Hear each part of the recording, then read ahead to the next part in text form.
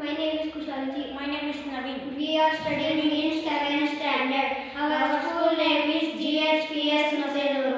ನಾವು ಮಾಡಿರೋ ಪ್ರಾಜೆಕ್ಟ್ ಹೆಸರು smart toilet hygiene alert system.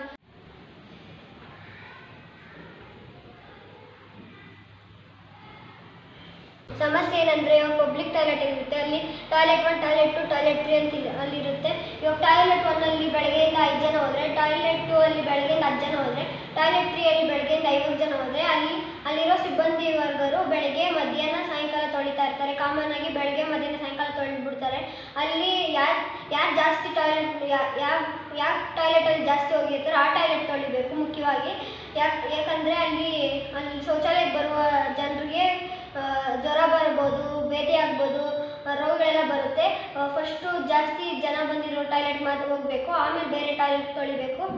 ಅದಕ್ಕೆ ಈ ಪ್ರಾಜೆಕ್ಟ್ ಮಾಡಿದ್ದೀವಿ. ಈ ಪ್ರಾಜೆಕ್ಟ್ ಬಳಸಿರೋ ವಸ್ತುಗಳೇನೆಂದರೆ LCD display, IR sensor, LED bulb, buzzer, jumper wire, bread board, switch, Arduino board ಬಳಸಿದ್ದೀವಿ. ಇದು ಹೇಗೆ ವರ್ಕ್ ಆಗುತ್ತೆ ಅಂತ ತೋರಿಸಿ.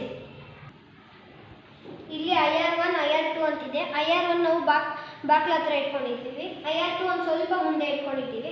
ಈ IR1 IR2 ಅಂತಿದೆ. ಇಲ್ಲಿ ಆಲ್ ಗುಡ್ ಅಂತಿದೆ. ಅಲ್ಲಿ ಬಂದರೆ ಯೂಸರ್ 1 ಯೂಸರ್ 2 ಅಂತ ತೋರಿಸುತ್ತೆ. ಇಲ್ಲಿ ಗ್ರೀನ್ ಲೈಟ್ ಇದೆ. ಗ್ರೀನ್ ಲೈಟ್ ಬಂದರೆ ಟಾಯ್ಲೆಟ್ ಸ್ವಚ್ಛವಾಗಿದೆ ಅಂತ ತೋರಿಸುತ್ತೆ. ರೆಡ್ ಲೈಟ್ ಬಂದರೆ ಅಲ್ಲಿ ಟಾಯ್ಲೆಟ್ಗೆ ಯಾರು ಹೋಗಬಾರ್ದು, ತೊಳಿಬೇಕು ಅಂತ ತೋರಿಸುತ್ತೆ. ನೋಡಿ ಹೇಗೆ ವರ್ಕ್ ಆಗುತ್ತೆ ತೋರಿಸ್ತೀವಿ. ನೋಡಿ ಯೂಸರ್ 1 ಅಂತ ಬಂದೈತೆ, ಆಲ್ ಗುಡ್ ಅಂತೈತೆ. ಯೂಸರ್ 2 ಅಂತ ಬಂದೈತೆ, ಯೂಸರ್ 3 ಅಂತ ಬಂದೈತೆ, 3 ಅಂತ ಬಂದೈತೆ.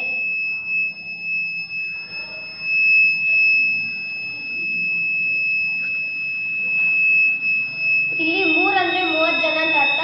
ನಾವು 30 ಜನ ಸೆಟ್ 30 ನಂಬರ್ ಬಂದಿದ ತಕ್ಷಣ ಅದು ಸೌಂಡ್ ಮಾಡುತ್ತೆ. ಆವಾಗ ಇಲ್ಲಿ ರೀಸ್ಟಾರ್ಟ್ ಬಟನ್, ಇಲ್ಲಿ ಸ್ವಿಚ್ ಇರುತ್ತೆ. ಇದನ್ನು ಒತ್ತಿದ ತಕ್ಷಣ ಇದು ಆಫ್ ಆಗುತ್ತೆ. ಆವಾಗ ಅಲ್ಲಿರುವ ಕೆಲಸ ಮಾಡೋ ಸಿಬ್ಬಂದಿಯವರಿಗೆ ಅವ್ರಿಗೆ ಗೊತ್ತಾಗುತ್ತೆ, ಈ ಟಾಯ್ಲೆಟಲ್ಲಿ ಜಾಸ್ತಿ ಜನ ಹೋಗಿದ್ದಾರೆ, ಅಲ್ಲಿ ನಾವು ಸ್ವಚ್ಛ ಮಾಡಬೇಕು ಅಂತ ತೋರಿಸುತ್ತೆ. ಆವಾಗ ಅಲ್ಲೋಗಿ ಕ್ಲೀನ್ ಮಾಡ್ತಾರೆ. ಈ ಪ್ರಾಜೆಕ್ಟ್ ಯಾರಿಗೆ ಸೇರಿದೆ ಅಂದರೆ UNDGS ಅಲ್ಲಿ ಗೋಲ್ ನಂಬರ್ 3 ಮತ್ತು 6 9 ಇದೆ. ಗೋಲ್ ನಂಬರ್ 3 ಮತ್ತು 6 ಕ್ಲೀನ್ ಸ್ವಚ್ಛತೆ ಆಮೇಲೆ ಅದ್ರ ಆರೋಗ್ಯ ಬಗ್ಗೆ ಅರಿವು ಮೂಡಿಸುತ್ತೆ. ಗೋಲ್ ನಂಬರ್ 9 ಬಂದು ಟೆಕ್ನಾಲಜಿ ಬಗ್ಗೆ ಇಲ್ಲಿ ನಾವು ಯೂಸ್ ಮಾಡಿದ್ದೀವಿ.